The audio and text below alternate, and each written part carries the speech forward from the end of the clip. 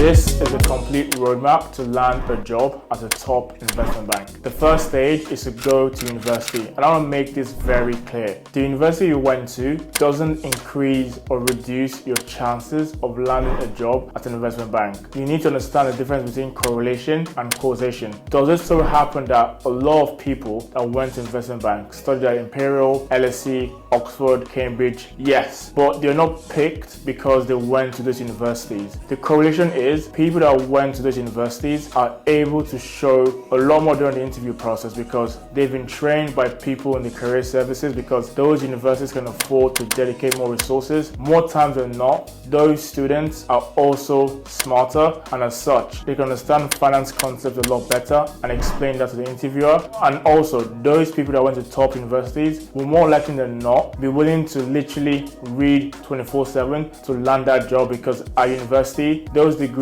tend to be harder, and as such, you also have to read a lot to pass those exams. And actually, if you take a step back, once you've decided to go to university, you need to pick the right degree. Listen, investment banks will say we hire from any degree, which is 100% true. If you studied music, you can land a job at an investment bank, but let's be honest, what will increase your probability of landing that job? If someone wants to be a lawyer, someone that studied BSc law versus someone that studied BSc sociology, the person that studied law obviously has a higher chance of landing that job, because during the degree itself, that person has already acquired the skills and the knowledge required to perform the lawyer role to a greater effect than a person that studies sociology. What it then means is that the person that studies sociology needs to go outside of school and get those skills, and more times than not, they need to do a conversion course to actually even qualify to be a lawyer. It's the same for banking. I don't know why people don't think about it this way. If you studied finance versus someone that studied music, you have a head start in trying to land that job. That's just the honest truth. Like, there's no other way to put it. The finance degree has already equipped me with the accounting knowledge required for the role, the macroeconomics knowledge required for the role, and all other soft skills. Now, what it does mean is if you study music, you need to spend extra time outside of school to get that finance knowledge, and more times than not, you need to study that yourself and enroll in a course. Whereas for me, I was taught that by lecturers. So it just goes to show, pick the right degree. So what degrees will actually put you in the best position to land a job at an investment bank?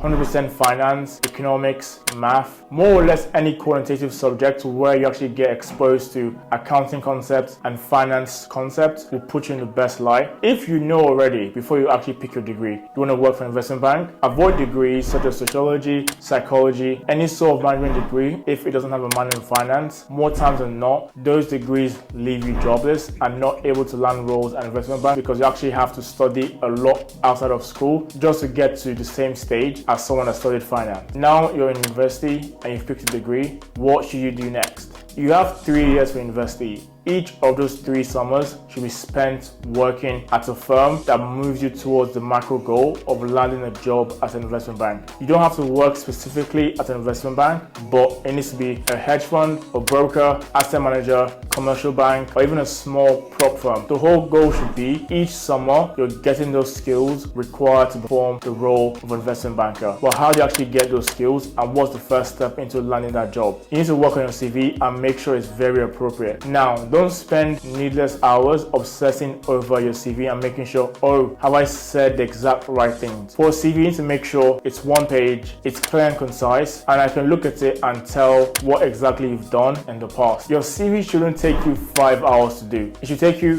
1 draft, you send to like a career service person, they send it back, you send it again. It should take more or less 3 iterations. Now, what you actually need to practice, and the hardest part, is to practice interviewing. And I'm telling you, once you get to university from first year, sign up to the careers fair and practice interviewing at least weekly in your first year. And I'm saying this because the one chance you get to land a job is during the interview. Your CV, your cover letter, all of that is really in your control, but it's up to the person reviewing the CV to see if you're fit for the role or not. Once you actually get in front of the interviewer, you have to kill it, because research has shown more times than not, people get 1 chance to land a job at an investment bank. They get 1 interview, and that 1 interview is literally your only chance. So practice interviewing daily. What exactly did I do to practice interviewing? Number 1, I made a bank of around 50 to 60 questions. If you want access to those questions, send me a DM on Instagram and follow me and let's speak. After making a bank of 50 to 60 questions, this is both technical technical, motivational, and competency. I practice speaking to the camera every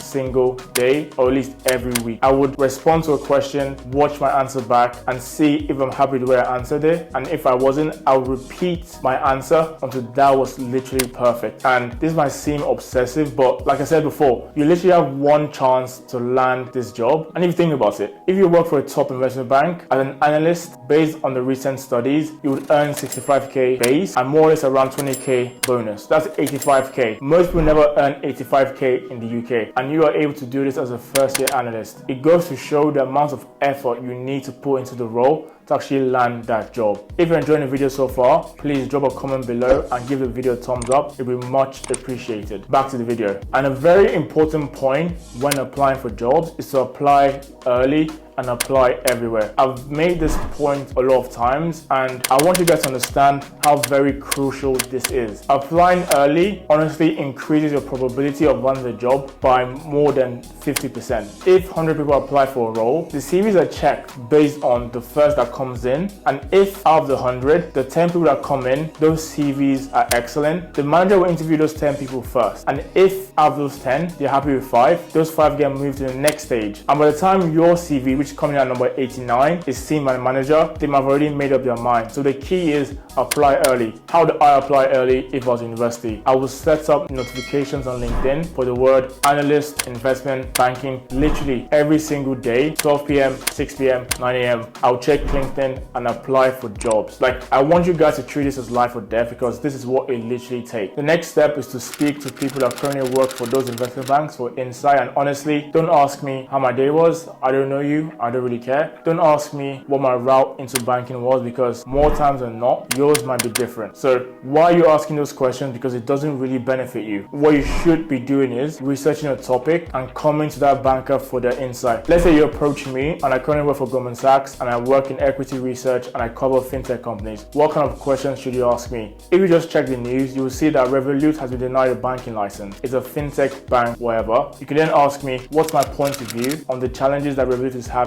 trying to secure a banking license? I will give you some insights, and then if you secure the interview, you can use those insights into developing a very good answer. And you actually say, I spoke to Emeka, he works in equity research at Goldman Sachs. He said this about Revolut, and while I actually agree with some points, I actually disagree with his point based on this further analysis I've done. And that's how you secure a job. By showing that further insight, the interviewer is literally going to be astonished. Now this is the last step, and this is the hardest part. You've gone to university, you've studied finance, you've been applying for summer internships, you've asked people like me or people from LinkedIn about their insight into banking, and now you're in front of an interviewer or you have an interview lined up. How should you behave during an interview? What should you do? Where should you look? The first tip for the interview is literally maintain eye contact with the interviewer at all times. You want to be looking directly into their soul, like literally. You want to appear unfazed by their presence. Second tip is, when the interviewer asks you a question, make sure you take a second to pause and then reply. By pausing, you show maturity and actually show that you actually thought about the answer, even if you know the answer was straight away. The third thing you want to do is maintain good posture. Make sure